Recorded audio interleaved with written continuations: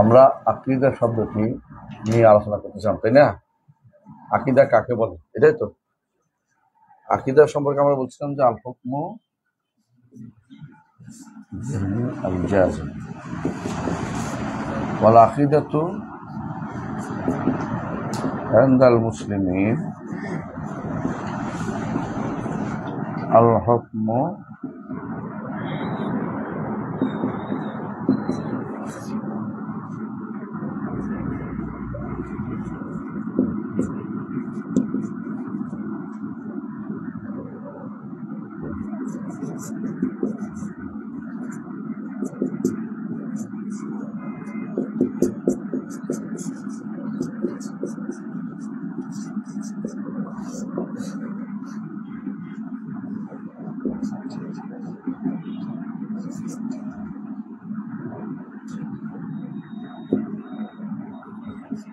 এটা বলতে পারো, অথবা বলতে পারো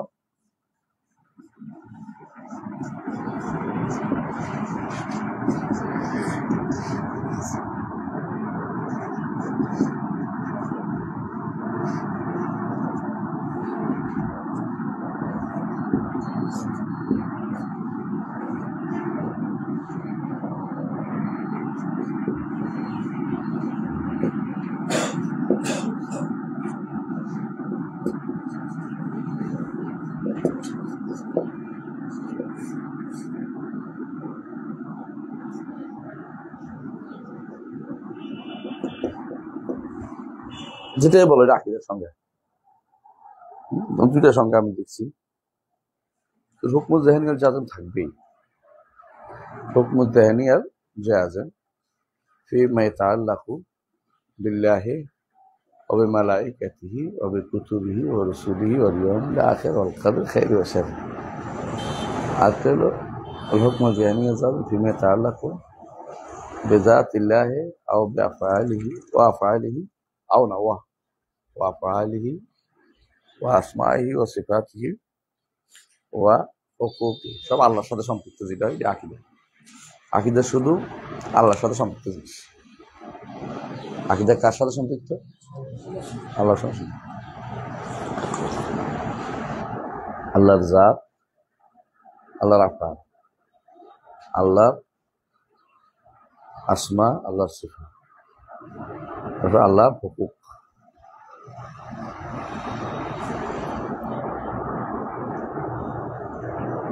এখন মালায়েকারা আল্লাহর কি? আফআল, সৃষ্টি। আর কি আফআল মানে সব সৃষ্টি।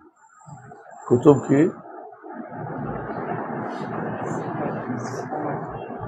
সিফাত। রাসূল আফআল। ইয়াউমুল আখির আফআল। ওয়াল কদর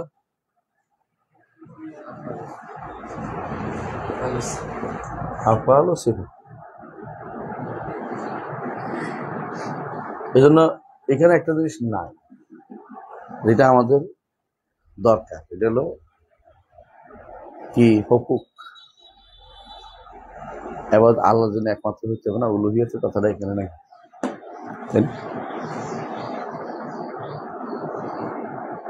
এই জন্য আমি এই সংজ্ঞাটাকে পছন্দ করি, নিচেরটা। কারণ এখানে জামে মানে বাদ যায় না।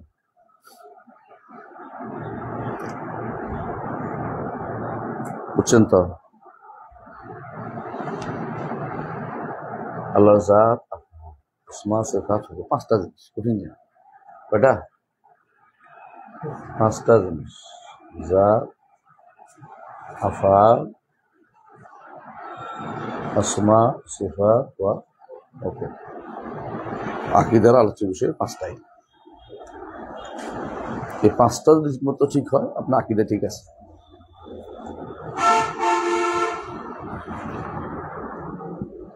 পাঁচটা ঠিক না হলে আকীদা ঠিক নেই। কথা বুঝছেন? তাহলে আমরা বুঝতে পারলাম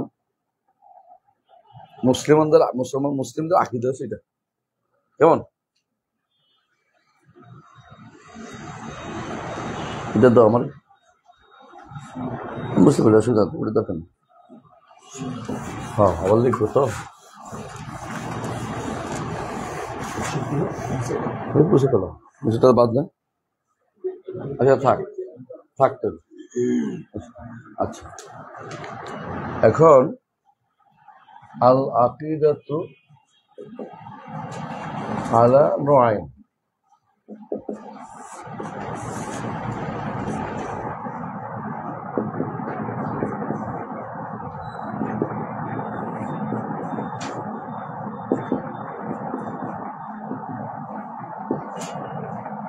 আকিদার প্রকার, তাই না? আকিদা দুই প্রকার হলো বিশুদ্ধ, একটা হলো অশুদ্ধ। একটা বিশুদ্ধ, একটা অশুদ্ধ, তাই না? তো বিশুদ্ধ আকিদার সংজ্ঞা আমরা একটু আগে বলেছি। অশুদ্ধ আকিদার সংজ্ঞা দেওয়া যাবে না, কারণ এর বাইরে যা হবে সবই অশুদ্ধ। এর বাইরে যা হবে সবই অশুদ্ধ। এটা অনেক রকম। কোনো জিনিস শুদ্ধ হইতে হলে অনেক কিছু লাগে, অশুদ্ধ হইতে হলে যে কোনো একটা বাদ পড়লে অশুদ্ধ হয়ে যায়, যে কোনো একটা বাদ পড়লে অশুদ্ধ হয়ে যায়। যে কোনো একটা সম্পর্কে আলোচনা করে নাই কেউ বা অস্বীকার করছে, তারা কিন্তু আকিদা শুদ্ধ নেই। কথা বুঝছেন? যেমন আল্লাহর জাত নিয়ে কারা কথা বলে না? ফালাসিফারা, জাহমিয়ান ফালাসিফা। আল্লাহর আফআল নিয়ে মুতাজিলারা, আসমা নিয়ে জাহমিয়ারা, সিফাত নিয়ে আশারি মাতুরিদিরা, হুকুক নিয়ে আশারি মাতুরিদিরা। তারা এগুলি চিন্তা করে। আশারি মাতুরিদের বড় চিন্তা হচ্ছে এটা সাব্যস্ত করা।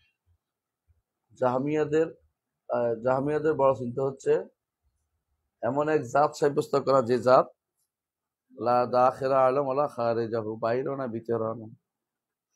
ফালাসিফাদের চিন্তাই নেই বিষয়, জাত নিয়ে চিন্তাই নেই। তারা চিন্তা করে শুধু আফআল নিয়ে। আফআলে তারা চিন্তা করে, আফআলে কি করে তারা? আফআলকে তারা সৃষ্টির দিকে আবার ঘুরে দেয়। প্রকৃতি করেছে, অমুকে করেছে, কিন্তু সরাসরি তারা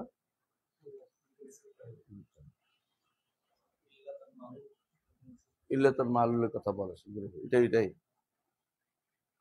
ইল্লাতুল মালুল নিয়ে আছে, আল্লাহ নিয়ে চিন্তা করতেছে না তারা, জাতের কোনো ব্যাপার নাই তাদের কাছে। হ্যাঁ সব তাহলে বুঝলাম যে আকিদা সহিহা হইতে হইলে কিছু জিনিস লাগে।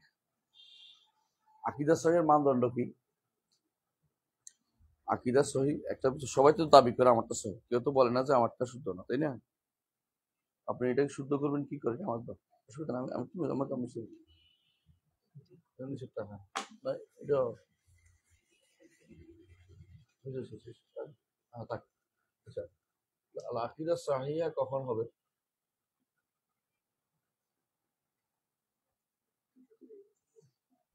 তার মধ্যে দুইটা জিনিস পাওয়া যাবে, সেটা বিশুদ্ধ বলে বিবেচিত হবে। বিশুদ্ধ বিশ্বাস। যে কোনো সংবাদ কখন শুদ্ধ হয়? যদি, হ্যাঁ, কখন সংবাদ শুদ্ধ হয়? যখন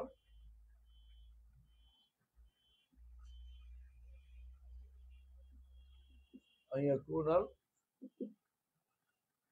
মুখবিরু সাদিকান আও মওসুকান।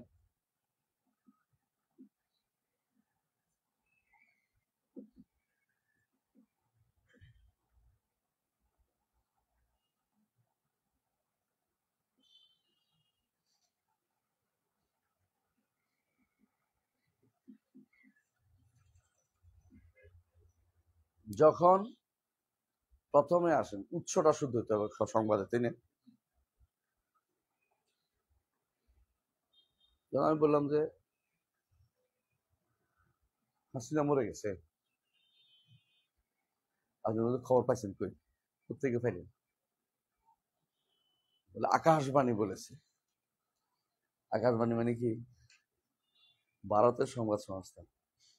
হ্যাঁ, ওরা নিজস্ব, এটা তো অফিসিয়াল কথা। তো মরে গেছে, আমি কারণ মারতেছি না, মানে বলতেছি, খবর দিয়ে বোঝানোর জন্য বলতেছি। এখন আবার খবর দিছে কে? কালবেলা বলছে। কালবেলা তো বসে বসে সারাদিন লেখে, এক একটা বানাই বেলা বসে বসে। আপনি বললেন যে না, উৎসটা শুদ্ধ হয় নাই। আবার জিজ্ঞাসা করবো আপনাকে কে বলেছে? আমি বললাম আমাকে বলেছে রিক্সাওয়ালা। কত রিক্সাওয়ালা, কত কথা। আমাকে আপনাকে কে বলেছে? ওসামা খন্দকার বলেছে। না, তাহলে লোকটা মোটামুটি গ্রহণযোগ্য, তাই না? রাষ্ট্রের চেয়ারম্যান একটা কথা বলেছে, ফেলে দেওয়া যায় না। দুই জিনিসে যে কোনো বিশ্বাস শুদ্ধ হইতে হলে দুইটা জিনিস লাগে, উৎসটা শুদ্ধ হইতে হয় আর বাহকটা শুদ্ধ হইতে হয়। সংবাদ বাহকটা শুদ্ধ হইতে হয়, সংবাদের উৎসটা শুদ্ধ হইতে হয়। যেই কোনো জিনিস দুনিয়াতে সংবাদ এটাই করে, সংবাদের উৎস খোঁজে এবং সংবাদের বাহক খোঁজে। অনেকে আছে এমন এমন কথা চালু করে দেয়, তো মানুষের কয় বিবিসি, কারণ আমাকে বিবিসি। তো কেন বিবিসি কয়? কারণ সে এমন এমন কথা ছাড়ে সারাদিন, বিবিসির মতো যা আছে তা মুখ দিয়ে ছাড়তেছে, এটাকে মানুষ বিশ্বাস করে। এই জন্য দেখেন, এই দুই মানদণ্ডে একমাত্র ইসলামের নীতি ছাড়া, কোরআন ছাড়া, সুন্নাহ ছাড়া কোনোটাই গ্রহণযোগ্য হয়। আকীদা যদি শুদ্ধ হইতে হয় আপনাকে ওহীর কাছে যেতে হবে, তাই না? ওহী যদি কোনো সংরক্ষিত থাকে তাহলে কোরআন আছে। কোরআনে কারীম ছাড়া, হ্যাঁ, ওহী সংরক্ষিত না। কোরআনে কারীম এবং সুন্নাহ এই দুইটাই সংরক্ষিত ওহী। কোরআনে কারীম ছাড়া আগে যে সমস্ত কিতাব আছে এগুলি আর সংরক্ষিত নাই, কারণ এগুলি কি হয়েছে, বিকৃত হয়েছে। কোরআন বলতেছে, এবং তারাও বলে যে অমুকটা ভার্সন, যেমন জেমস ভার্সন আছে কাদের? খ্রিস্টানদের আবার বাইবেল সোসাইটির ভার্সন আছে, আবার অমুকের ভার্সন আছে, তাই না?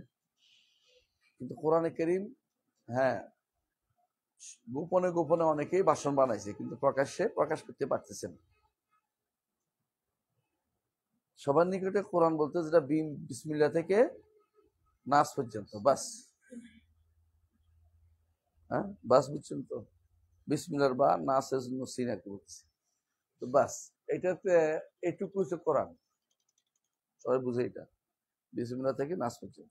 এখন যেটা আছে ৬,২৩৬, শিয়ারা বলে ৬,৬৬৬ ছিল, বাকিটা কইটা আলাদা কথা। এটা ভিতরে ভিতরে চুরি করে কথা বলে, সরাসরি সামনে বলে না, কারণ মানুষ কাফের বলে ওই জন্য ভয় পায়। তো আমরা যেটা বুঝছি সেটা হচ্ছে, আল্লাহ তাআলা দাবি করছেন যে ইন্না নাহনু নাযালনা যিকরা ওয়া ইন্না লাহু লাহাফিজুন। এটা কোরআন এবং সুন্নাহ দুইটাই আল্লাহ এজন্য হেফাজতের ব্যবস্থা করেছেন বিভিন্নভাবে। তো সেই হিসাবে আকীদা সহিহার উৎস শুদ্ধ হইতে হলে কোনটা শুদ্ধ হইতে হবে? কোরআন এবং সুন্নাহ। আর খবরদাতা হিসাবে নবীরা সবচেয়ে সত্যবাদী, এরপরে সাহাবায়ে কেরাম সত্যবাদী, এরপরে ইমামরা সত্যবাদী, সালফে সালেহিন সত্যবাদী। সেই হিসাবে আমাদের এই জায়গাতে এসে আমরা দেখতে পাচ্ছি একেবারে গদ্যন্তরিয়ান তাজা হিসেবে রয়ে গেছে আমাদের আকীদাটা। এর মধ্যে ভাগ হয়ে যাচ্ছে, দিন দিন ভাগ হয়ে যাচ্ছে। যারা যাচ্ছে ওরা পথভ্রষ্ট হচ্ছে, মানে কোরআন এবং কেউ কোরআন নিয়েও পথভ্রষ্ট হচ্ছে, কেউ হাদিস নিয়েও পথভ্রষ্ট হয়ে যাচ্ছে, বুঝছে না? হাদিস নিয়ে পথভ্রষ্ট হয়ে দেখেন নাই, একজন ব্যাখ্যা করতে আসছে ওয়াদুল আজম, একজন ব্যাখ্যা করতেছে সেওয়াদুল আজম বুঝেননি? রাসূলুল্লাহ সাল্লাল্লাহু আলাইহি ওয়াসাল্লাম বলছেন যে তোমরা অনুসরণ করো সেওয়াদুল আজম, বড় বড় ঝান্ডাকে, বড় গোষ্ঠীকে। বড় গোষ্ঠী কেডা? হ্যাঁ, পাকিস্তানি যা, পাকিস্তানে আহলে সুন্নাত একটা আছে, কওর হুজুরিরা আহলে সুন্নাত। আমাদের চিটাগাঙ্গে যারা আছে কওর হুজুরিরা আহলে সুন্নাত নিজের নাম দেয়। হ্যাঁ, সেওয়াদুল আজম হচ্ছে সাহাবায়ে কেরাম, কারণ তারাই তো একসাথে ছিল। পরে তো মানুষ ভাগ হয়, যে আহমদ ইবনে হাম্বলের সময় সেওয়াদুল আজম ধরতে হইতো, তাহলে কারো ধরতে হইব? আহমদ ইবনে একা, কারণ তিনি সেওয়াদুল আজমের অনুসারী, এটা হলো সাহাবায়ে কেরাম। কিন্তু আপনি যদি বলেন যে এখন যারা বড় দল তাদের অনুসরণ করতে হলে আহমদ ইবনে হাম্বলের সময় কারা অনুসরণ করতে হতো? হ্যাঁ, মুতাজিলাদের। কারণ ওরা তিনজন ছাড়া সব মুতাজিলা হয়ে গেছিল, তিনজন ছাড়া, তিন আলেম ছাড়া। কথা বুঝছো? মহামূল্য। অথচ আপনাদের এখানে ওই দিন দেখছি একজন ওয়াজ করতে আছে সেওয়াদুল আজম অনুসরণ করে, যেই দলের মধ্যে ডাক্তার আছে, ইঞ্জিনিয়ার আছে, উকিল আছে, ব্যারিস্টার আছে, যে দলের মধ্যে ব্যাংকার আছে, যে দলের মধ্যে অর্থনীতিবিদ আছে, যে দলের মধ্যে ইয়ে আছে, হ্যাঁ, মেডিকেলে আছে, মানে বুঝেছে এই দল অনুসরণ করতে বলছে রসুলে। এমনকি এমন ভাবে রসাই বলতেছে যে মোকামি পীর সাহেবের দাওয়াত দিছে রসুলে, দাওয়াত দিয়া শশীনার পীর সাহেব, ইয়ার পীর সাহেবের, হ্যাঁ, সরমনের দাওয়াত দিয়ে বলতেছে আপনারা সবাই আমার এখানে চা খান, কাহওয়া খান, হ্যাঁ, দেশে যাইয়া ভোটটা সেওয়াদুল আজমকে দিয়ে দেন। শতাংশ কারেক্ট, বুঝছেন তো আপনি কথা? দেখেন না আপনারা, এটা দেখেন নাই না, শুনেন না নাই? এগুলি হচ্ছে আপনার অন্তরে যেটা আছে এটা আপনি প্রচার করছেন, বিভ্রান্তি। আপনি আলেমের কথা প্রচার করেন নাই, জাহেল জাহাল বিদ্দিন। এই সমস্ত মানুষের ঠ্যাঙ্গানো দরকার। কথা বলতে বলছে কে? জানাস না যেটা? তোর এই ব্যাখ্যা কে করছে পৃথিবীতে? পৃথিবীতে এই ব্যাখ্যা কেউ করে নাই, যে ডাক্তার আছে, ইঞ্জিনিয়ার আছে, বলে নাই। আউযুবিল্লাহ। ওলামা ফুদালা যারা সালফে অনুসারী, তারা একজন হলে একজন, আল জামাআতু ওয়াহদাক মা ওয়াফাকাল হক ওয়া ইন কুনতা ওয়াহদাক। জামা হচ্ছে সেওয়াদুল আজম, হচ্ছে যেটা হকের, হ্যাঁ, মুওয়াফাকাত হবে একা হইল। আবার দেখেন, এটা আরেকটা কথায় কথা চলে আসে। একজনের ব্যাখ্যা করছে জামা, জামা আছে না হাদিসটা কি? আল জামাআতু মা ওয়াফাকাল হক ওয়া ইন কুনতা ওয়াহদাক। এর অর্থ কি?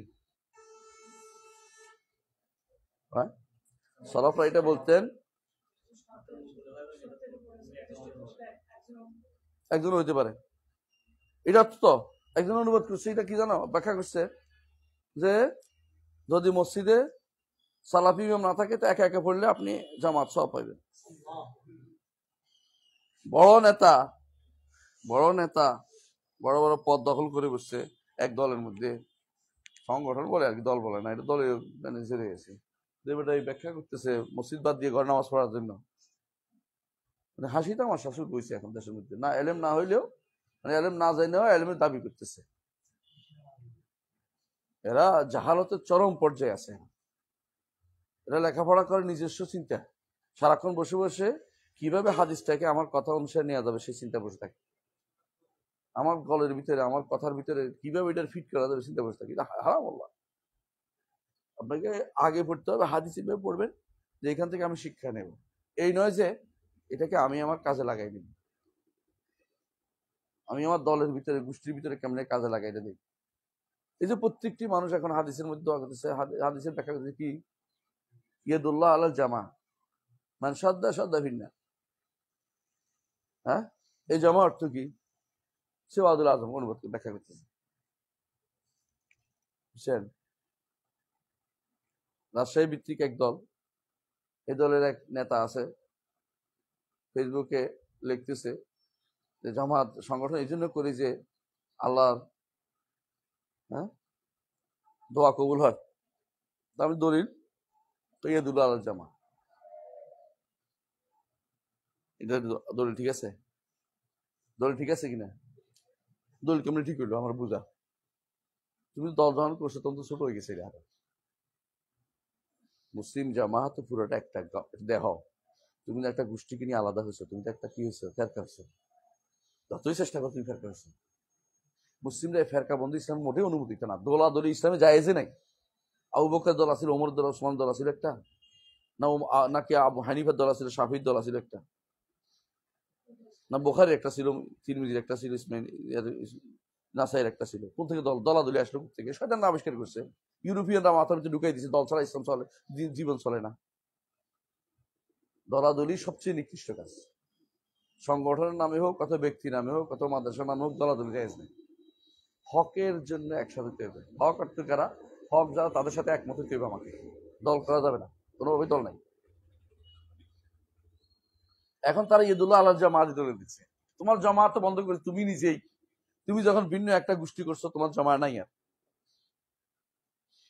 কথা বুঝছো? মুসলিমরা কোনোদিন ভিন্নতা অবলম্বন করবে না। ওয়াতাসিমু বিহাবলিল্লাহি জামিআন বলছে। ওয়াতাসিমু বিউস্তাদ ফুলান, হ্যাঁ, অমুক ওস্তাদের ধরে আসো, এটা বলবো না।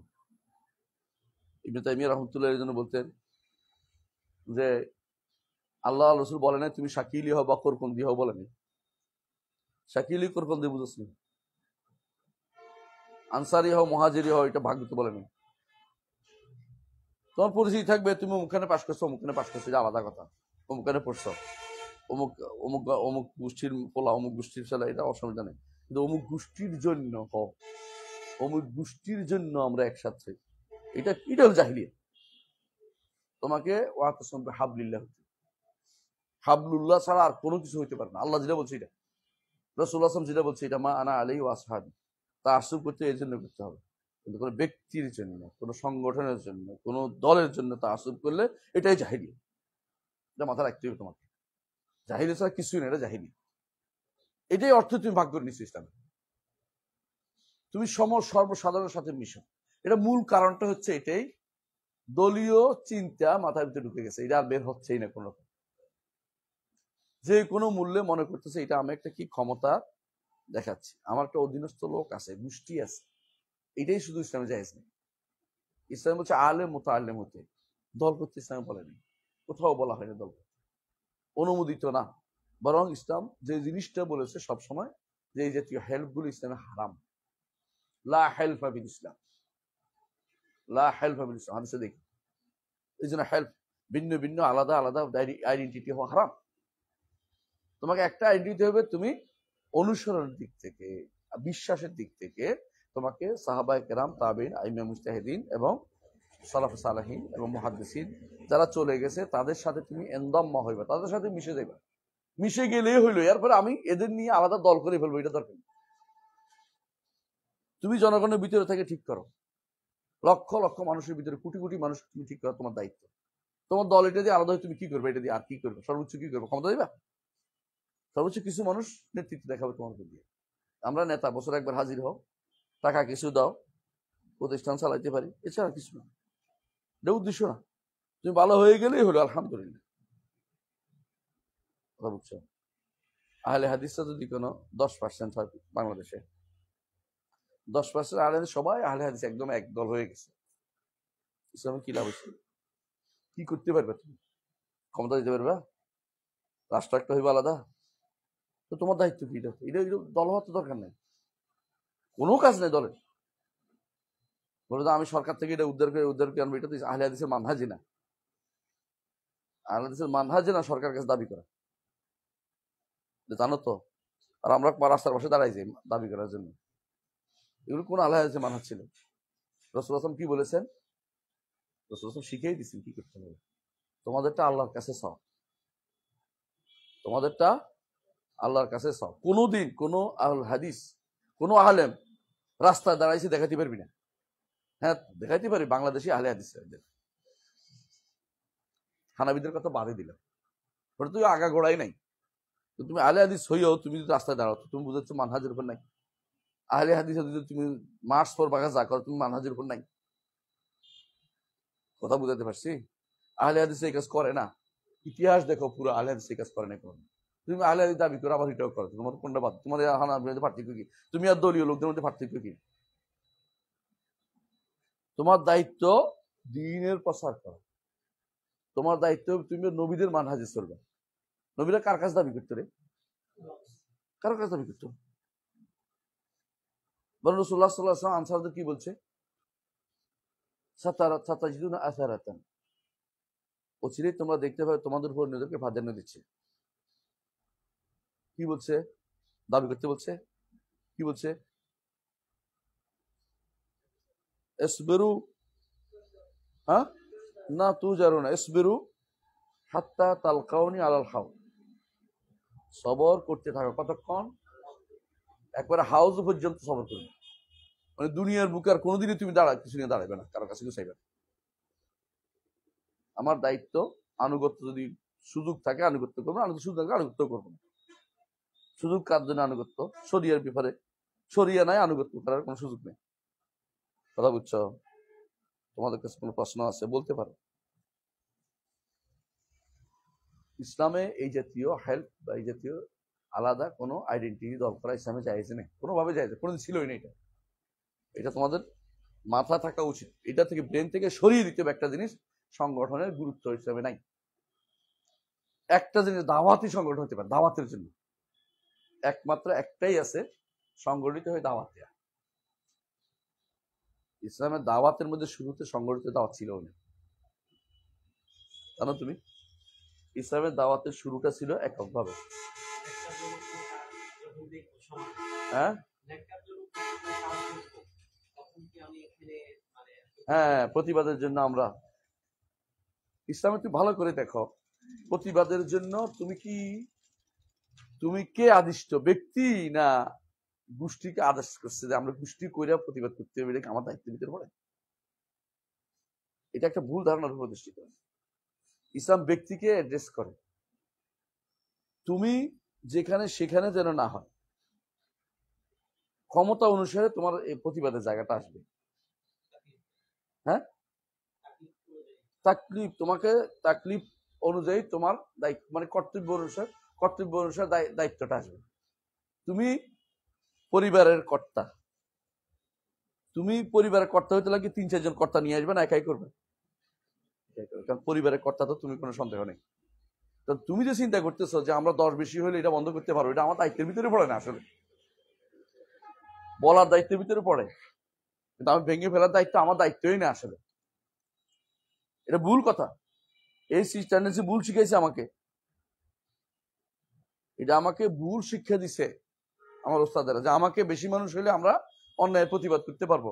অন্যায়ের প্রতিবাদ আমার উপর ফরজ কোনটা? যদি অন্যায় দেখি কি করতে বলছে? প্রথমে হাত দিয়া। হাত কি সবাই করবে? যে হাতের দায়িত্ব প্রাপ্ত সে করবে। এটা আমি এখানে মূর্তি ভাঙতে পারবো? মূর্তির চেয়ে বড় অন্যায় পৃথিবীতে আছে? জিনা বেবিচারের চেয়ে বড় অন্যায় মূর্তি। তুমি মূর্তি ভাঙতে পারবা? মূর্তি ভাঙার দায়িত্ব কার? শাসকের। আমি এটা পারিনি, দ্বিতীয়টা পারবো। এটা কি? মুখে ভাই আল্লাহর পথে চলে আসেন, এগুলি বাদ দেন, বলতে পারবেন না? দাওয়াতের কথা বলতে পারবেন না? তাহলে ভুল পথে আপনার কাছে, যে আমরা বেশি মানুষ হইলে আমরা এটা করতে পারবো, এটা মিথ্যা কথা। এই সিস্টেমটা ভুল করছেন।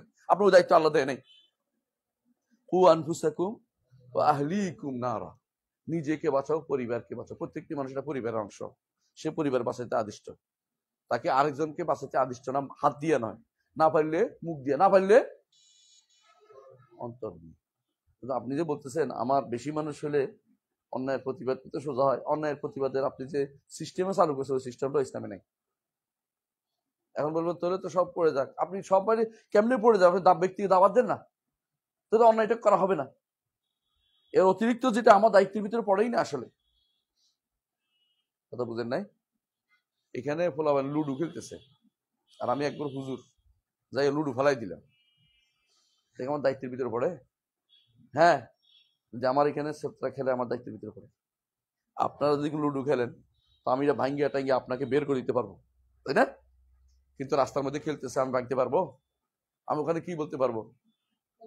নসিহত করতে পারবো। আমার একবার দল আছে, আপনারা সব বিশাল দল, তাই বলে কি ভাঙিয়ে ফেলবো? এটা আমার দলের ভিতরে পড়ে না। সুবহানাল্লাহ, আমার জুরিডিকশনে না। এটা মিথ্যাচার করতেছে আমার উপর দিয়ে, চাপাই দিচ্ছে। এটা এই কাজটা করেই তো আমাদের দলের ভিতরে ঢুকেছে, এগুলো দেখাই দেখাই।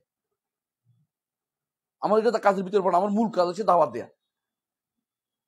প্রত্যেকটি মানুষ দাওয়াত দিতে হবে, বাল্লিগু আন্নী ওয়ালাউ আয়া, দাওয়াত তাবলীগ করতে হবে। কিন্তু প্রত্যেকটি মানুষ অন্যায়ের প্রতিবাদ সমপরিমাণে করবে না। আমি একটা বিশাল দলের মালিক, তাই বলে কি রাস্তার মধ্যে মানুষ কারো মারা শুরু করবো? এটাই তো দেখাচ্ছে, এটাই নাম হচ্ছে পেশি শক্তি দেখানো। দল দিয়ে পেশি শক্তি দেখানো ইসলামী নীতি না। উদউ ইলা সাবিল রাব্বিকা বিল হিকমাতি হাসানা ওয়া জাদিলুম বিল্লাতি আহসান। ইসলামের দাওয়াত হলো একক দাওয়াত। একটু ভালো করে দেখেন, রাসূলুল্লাহ সাল্লাল্লাহু আলাইহি ওয়াসাল্লাম একা যাইতেন নাকি গোষ্ঠী নিয়ে গেছেন দাওয়াতে? একা বাজারে বাজারে যাইতেন, সাথে কে থাকতো? হয়তো হ্যাঁ, যায়েদ ইবনে হারেসা, তার দাস থাকতো, কখনো বেলাল থাকতো, পরবর্তীতে কখনো চাচা পিছন দিক থেকে পাথর মারতেছে, তিনি দাওয়াত বন্ধ করেন নাই। ঈমান আনছে যারা তখন তো ছিল, সবাইকে একসাথে হাঁটছে না, কিন্তু মদিনা যখন রাষ্ট্র হয়েছে তখন তিনি তাদের প্রত্যেককেই কি করেছেন? আল্লাহর বিধান প্রবর্তন করেছেন। কিন্তু দাওয়াতের কাজের সময় তো তিনি আরেকটা করেন নাই। কথা কি বুঝতে পারছি? এখন দাওয়াতের আমার রাষ্ট্র প্রতিষ্ঠা জরুরি কিনা? রাষ্ট্র প্রতিষ্ঠা জরুরি, কিন্তু কিভাবে করবেন এটাও জানা জরুরি। যেন তেন ভাবে রাষ্ট্র প্রতিষ্ঠা জরুরি না। রাষ্ট্র প্রতিষ্ঠা হবে কি দিয়ে? ঈমান আমল সালেহ ফল হিসেবে আসবে। ওয়াদাল্লাহুল্লাযিনা আমানু ওয়া আমিলুস সালিহাতি লা ইস্তাখলিফান্নাহুম ফিল আরদ।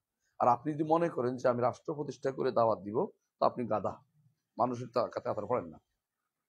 কারণ রাষ্ট্র প্রতিষ্ঠা করে দাওয়াত সিস্টেম, এই সিস্টেমে নবী রাসূলরা করেন নাই। এই জন্য আপনারা পড়বেন শেখ রাবি মাদখালিয়া রাহিমাহুল্লাহ একটা বই আছে, আদ-দাওয়াতু ইলাল্লাহ ফিল হিকমাত ওয়াল আকল, দাওয়াতুল অথবা দাওয়াতুর রাসূল অথবা নবীদের দাওয়াত ফিল হিকমাত ওয়াল আকল, আকল এবং হিকমত খাটাইছে। বাংলা অনুবাদ হয়েছে এটা, অনুবাদ হয়েছে এটা কি নামে? নবীদের দাওয়াতের হিকমত অথবা নবীদের দাওয়াতের পদ্ধতি জাতীয় নাম অনুবাদ হয়েছে। অসাধারণ বই, বুঝাই দিছে আপনাকে, আপনাকে অতি মাত্রায় অতি উৎসাহী যারা করছে ওরা আপনাকে বিভ্রান্ত করতেছে। আমাদের তালেবে ইলমদের সবচেয়ে বেশি ক্ষতি হয়েছে এর দ্বারা। তালেবে ইলম অর্জন না করে কি হয়েছে? সংগঠন ব্যস্ত হয়ে গেছে। এদেরকে আর কোনোভাবেই ইলমের দরজা বসানো যায় না, কারণ একটা মজা পেয়ে গেলে, একবার ক্ষমতার স্বাদ পেয়ে গেলে, নেতা হওয়ার আনন্দ পেয়ে গেলে আর তাকে পড়ার টেবিলে বসাইতে পারবেন না আপনি, কোনোভাবেই না। সে এখন এটাতে মজাই পাবে না, কারণ এটা তো একটা এমনিতে কষ্টকর জিনিস ইলম অর্জন করা।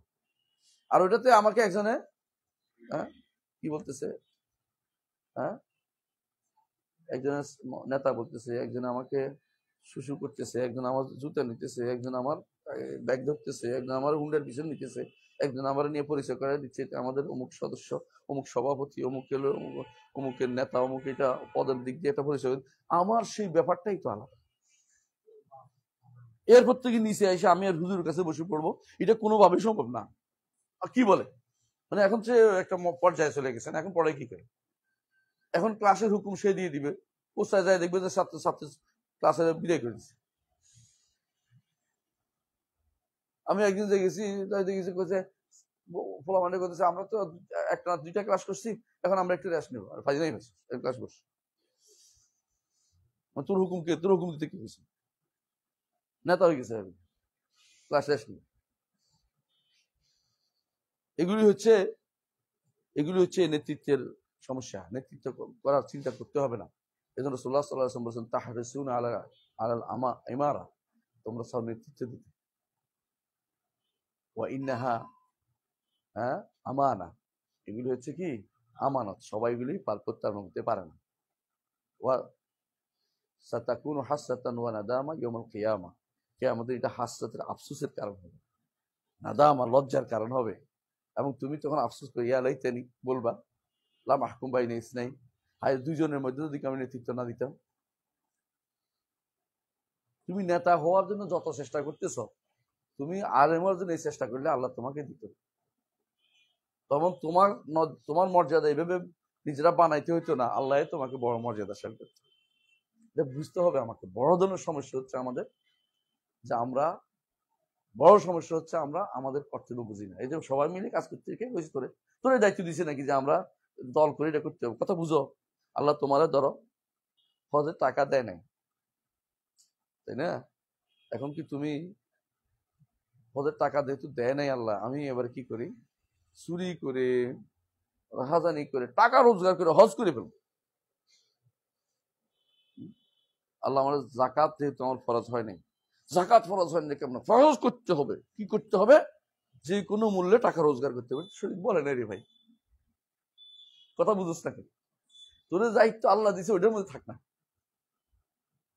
হ্যাঁ, সব মানুষ কি নেতা হয়ে যাইব? তো আমরা যারা প্রজারা আছি আমাদের কি? তারা কেউ পাশা থাকবে না, সবাই নেতা হয়ে যাবে। হ্যাঁ, কিছু মানুষ আপনাদেরকে বিভ্রান্ত ব্যবহার করছে, প্রত্যেকটি মানুষ ব্যবহার করে। নেতারা নেতারা আপনি ব্যবহৃত হবেন কেন?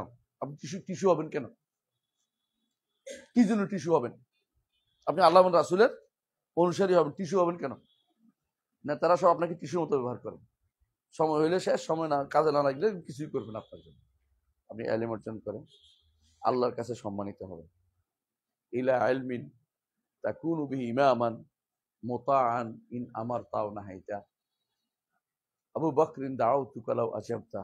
কবি বলতেছেন তার সন্তানকে, কবিতা বলতেছেন, আবু বকর তোমাকে ডাকছি এমন এক জিনিসের দিকে, লাউ আজাবতা, যদি তুমি সাড়া দিতে, ইলা ইলমিন, ইলমের দিকে, তাকুনু বিহি ইমামান, এর মধ্যে তুমি নেতা হইবে।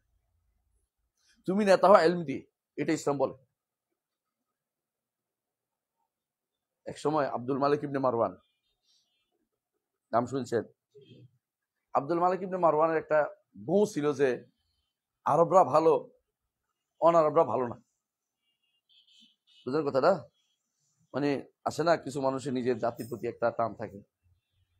তো জিজ্ঞাসা করতেছে, এই শোনো, একজনকে, মক্কার আলেমকে, হচ্ছে আতা ইবনে আবি রাবাহ, কি ইয়া দাস নাকি আরব?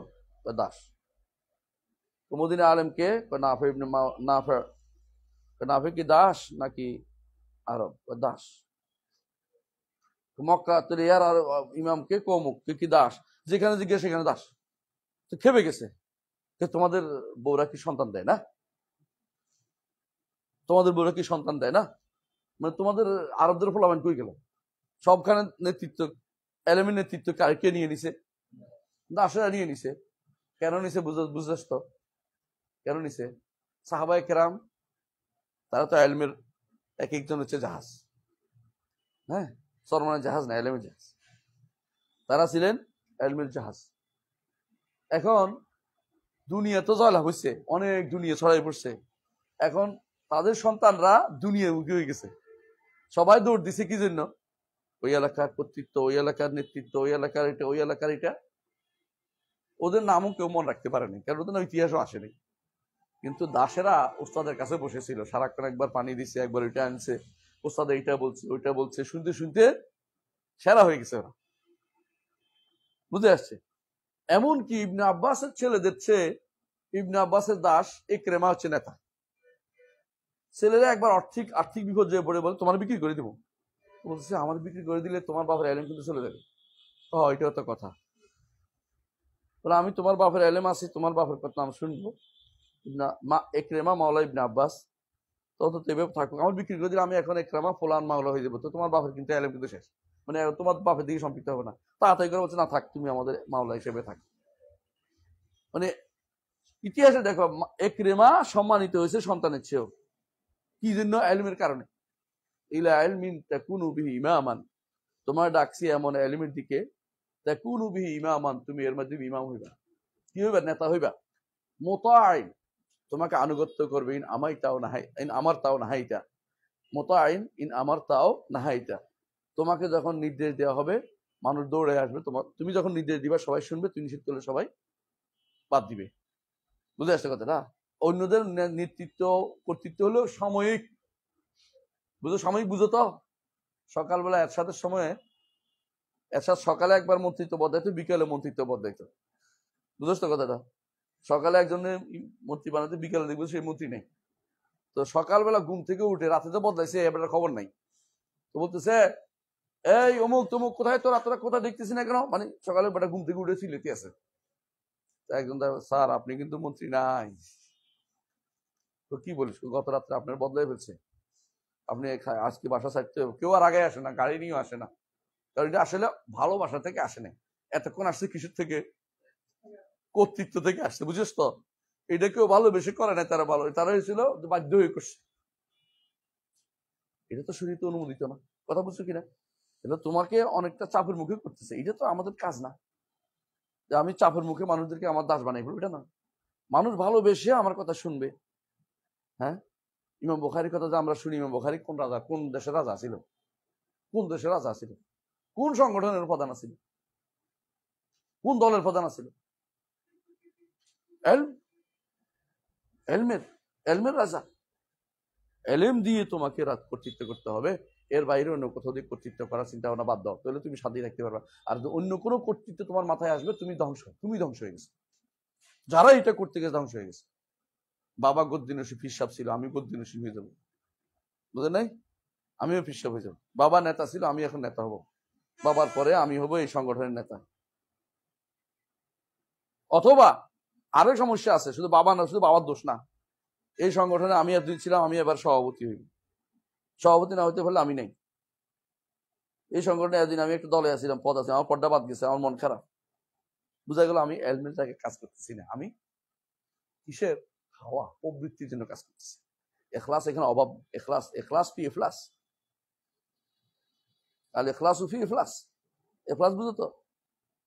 হ্যাঁ, কফর দুঃখ শূন্য হয়ে গেছে এখলাস। সাহাবায়ে কেরাম যুদ্ধের ময়দানে নেতৃত্ব দিছে কেমনে বুঝছেন তো? খালিদ ইবনে ওয়ালিদ নেতৃত্ব দিচ্ছেন যুদ্ধের ময়দানে, ইয়ারমুকের যুদ্ধ না, ইয়ারমুকের যুদ্ধে ওমর পাঠাইছেন যে খালিদ ইবনে ওয়ালিদকে বাদ দাও। কে হবে? আবু ওবায়দা আমিন হাজিল উম্মাহ, সে নেতৃত্ব দিবে।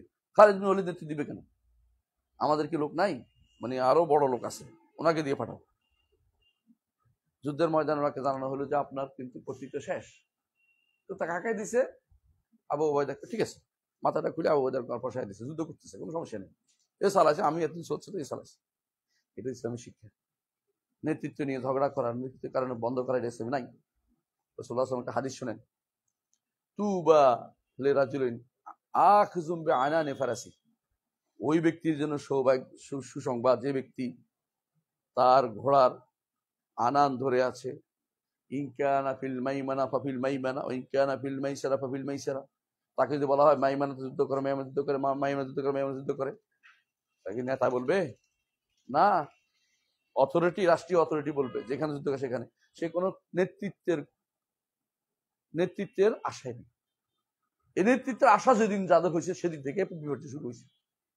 মুসলিম বিশ্বে যত বিপর্যয় হচ্ছে কর্তৃত্ব আর নেতৃত্বের আশায়। এখন পৃথিবী এক হচ্ছে না কেন বলেন তো? ইচ্ছা করলে আফগানিস্তান পাকিস্তান তো সীমান্ত, আমরা না আছে ভারত বাংলাদেশ দূরে, ওটা এক হয় না কেন বলেন তো? ওর কথা আমি কেন শুনবো? আমি এদিন নেতা, আমি কেন প্রজা হবো কি জন্য? আবার ভাগ করে কেন? ভাগ করলে ভাগ করে দাও, নেতা হইতে পারবে, এটা তো উদ্দেশ্য। ভাগ করলেই আমি একটা পদ পাবো। এই জন্য দুই ভাগ করে, দেশ ভাগ করে, দেশটা ভাগ করে রাখছে, দেশগুলি সব ভাগ করে রাখছে। এই আব্রাহাম লিঙ্কনের সমস্যাটা আমাদের সমাজের মধ্যে ঢুকাইছে কারা? যারা ইসলাম সম্পর্কে ভালো বুঝে নেই তারা। ইসলামের সিস্টেম থেকে বেরিয়ে আসতে হবে। এই বেরিয়ে না পর্যন্ত কোনোদিন শান্তি আসবে না। মনে রাখেন, আপনার কাছে মনে হইতে পারে সুদূর পড়া হতো না, এটা শুধু মন মাইন্ড চেঞ্জের ব্যাপার। যদি আপনি বিশ্বাস করতে পারেন এটা, যে একটা জিনিস বিশ্বাস করাইতে পারেন নেতাদেরকে ইসলামের দলীয় সিস্টেমটা নাই, তাহলে কিন্তু সব শুধু হয়ে যাবে। আমরা এখন দলীয় সিস্টেমটাকে ইসলামিক বানাই ফেলছি। দল ছাড়া ইসলাম চিন্তাই করতে পারতেছি না, সংগঠন ছাড়া ইসলাম চলতে পারে না, চিন্তা করতেছি। এবং দলিল দিচ্ছে কি দিয়া? লা ইসলাম ইল্লা বিল জামা। সুবহানাল্লাহ। আপনি ভাগ করে বলতেছেন লা ইসলাম ইল্লা বিল জামা। আপনি তো ভাগ করলেন, আপনি তো জামা থাকলেন না, ফেরকা হলেন। আপনি ইসলামের সিস্টেমটা নাই তো, কোনোভাবেই দল করার সিস্টেম অনুমতি না। আপনি এটা তো ভাগ করছেন, আপনি একটা দল হয়ে গেলেন, ফেরকা হয়ে গেলেন, আপনি জামাত থেকে আলাদা হয়ে গেলেন। সালফে সালেন কি আলাদা জামাত করছে কোনদিন দেখছেন? কোনোদিন একজনও খুঁজে পাবেন না। তখন আমি ওরা বললাম, আমার ভাগনা তুমি একটু চিন্তা করতো, তুই তোকে একটা তর্ক করি, মাঝে মধ্যে উল্টাপাল্টা কথা বলিস। একটা দলের সাংগঠনিক কি জানি সভাপতি নাকি সদস্য নাকি জানি, একটা সংগঠনে বড় পদে আছে। ভাগনা তুই যেটা করছো এটা কি বুঝছো কিছু? আবু বকর কোন দলের নেতা আছে, আর ওমর কোন দলের ছিল বল, না ওসমান কোন একটা দলের ছিল? সালাফি মানুষ, সালাফদের মধ্যে খুঁজি বের কর কেউ দল করছে এটা ভাই, নাকি দল করছে যারা তারা ছিল কারা খারেজিরা, দল করছে কারা বাগিরা, দল করছে মুতাজিলারা। আহলে সুন্নাহ দল করে না, সংগঠন করে না। আলোচনা সবাইকে নিয়ে থাকে। ভালো করার দায়িত্ব আমার, যতটুকু আমার দায়িত্ব। এ চাষা বুসা হইতে শুরু করে রাস্তাঘাটে বসে আছে, এ চা দোকানে বসে, এটিও আমার লোক, এটি সোজা করার দায়িত্ব আমার। এগুলি দায়িত্ব হচ্ছে আমার, কথা কি বুঝাতে পারছি? এগুলিকে ঠিক করার দায়িত্ব আমার। আমি তো বলি আমার সংগঠন এক পুজো হয়ে যাবে। উদ্দেশ্য খারাপ। আপনারা আব্দুল্লাহ জাহাঙ্গীর রহমতুল্লাহ একটা বই পড়বেন, ওনার বইটা আহিয়া সুন্নাহ পড়ছেন কে কে? পুরোটা শেষ পর্যন্ত পড়ছেন? শেষের দিকে আছে সংগঠন বিষয়টা আলোচনা হয়েছে। সংগঠন যখন মাকসুদ লেদাতি হয়ে যায় তবে এটা হারাম হয়ে যায়। সংগঠন যখন উদ্দেশ্য হয়ে যায় তবে এটা হারাম হয়ে যায়। সংগঠন উদ্দেশ্য হতে পারে, উদ্দেশ্য হবে কি? দাওয়াতিল্লাহ। আপনার দাওয়াতিল্লাহ যতক্ষণ উদ্দেশ্য থাকবে ততক্ষণ আপনার এটা বৈধ থাকবে। আর যদি সংগঠন উদ্দেশ্য হয়ে যায় তাহলে হারাম হয়ে যাবে। সংগঠনের দিকে দাওয়াত দেয় জন্য হারাম। কিন্তু আপনারা চান কয়টা মসজিদ আমার সংগঠনে আসলো, কয়টা মাদ্রাসা আমার সংগঠনে ঢুকলো? বুঝলেন কিনা? এই টেন্ডেন্সিটাই ভুল। এটা বুঝানো কঠিন, বাঙালকে বুঝানো। উল্টা আমাকে পাগল করবে। অথচ এটাই সালের নীতি। আপনার নীতিটা সালাফদের নীতি না, আপনি সালাফি হইতে পারেন নাই। এটা সালাফি নীতি না। যতগুলি আপনি ভাগ করবেন ততগুলি আপনি সালাফি নীতি বাইরে চলে যাবেন। এটা সালাফি নীতি না, কোনদিন ছিল না। কোনদিন আপনি দলিল দেখেন আমাকে, বলেন যে ইমামদের কোনদিন অমুকের নেতা গ্রহণযোগ্য একজন ইমাম ছিল, তিনি একটা দল করছিলেন, তার একটা সংগঠন ছিল, দেখবেন পাবেন না। এলেম এবং তালেবে এলেম হইতে হয়েছিল তারা। একজন আলেম, তার অনুসারী তালেবে এলেম ছিল, এলেম অর্জন করেছে, কিন্তু রাষ্ট্রীয় জায়গাতে হস্তক্ষেপ করতে যায় নাই। আল্লাহ যাকে দিছে সে রাষ্ট্রীয় হস্তক্ষেপ কাজ করেছে, এটা নিয়ে তাদের বাড়াবাড়ি ছিল না। সলাফল রাষ্ট্রের জায়গাতে বাড়াবাড়ি করতেন না, আর আপনার রাষ্ট্রের জায়গাতে হস্তক্ষেপ করতে চান। আমি আর বক্তব্য শেষ করবো, কারণ আপনাদের তো আবার ক্লাস আছে, তাই না? আমি বুঝতে পারছি। আমি এখন শেষ করি নাই, কথা শেষ হচ্ছে। আকিদা সহিহার উৎস, সহি আকিদা সহি কেমন ঠিক দেওয়া হবে এটা বলেন। 1 নম্বর উৎসটা শুদ্ধ হতে, 2 নম্বর বাহকরা শুদ্ধ হতে। এই দুইটা শুদ্ধ হলে যে কোনো আকিদা শুদ্ধ হবে। এই দুইটা ইসলাম ছাড়া আর কোথাও পাওয়া যাবে না। ইসলাম ছাড়া কোথাও পাওয়া যাবে না। ইহুদি নাসারা এরা ইসলামের কাছাকাছি, এই জন্য কিছু পাওয়া গেলেও কিছু পাওয়া যায় না। অন্যরা তো মোটেই নেই। হিন্দু বৌদ্ধদের খবরও নাই। কে লেখছে নিজেও জানে না, আর কি লেখছে এটাও তো আপনি ভালো করে জানেন, যে হাসি তামাশার কথাবার্তা আছে মধ্যে। তাহলে বোঝা গেল যে একমাত্র ইসলামের আকিদাই বিশুদ্ধ, ইসলামী আকিদা। আর ইসলামী আকিদা বিশুদ্ধ হওয়ার জন্য এর উৎসগুলি বিশুদ্ধ আছে এবং এই সংবাদদাতাও বিশুদ্ধ। এদের কারণে ইসলামী আকিদা বিশুদ্ধ। এই জন্য বাকিটা ইনশাআল্লাহ আগামী ক্লাসে আলোচনা করবো। সুবহানাকাল্লাহুম্মা ওয়া বিহামদিকা আশহাদু আল্লা ইলাহা ইল্লা আনতা আস্তাগফিরুকা ওয়া আতুবু ইলাইক। আসসালামু আলাইকুম ওয়া রাহমাতুল্লাহি।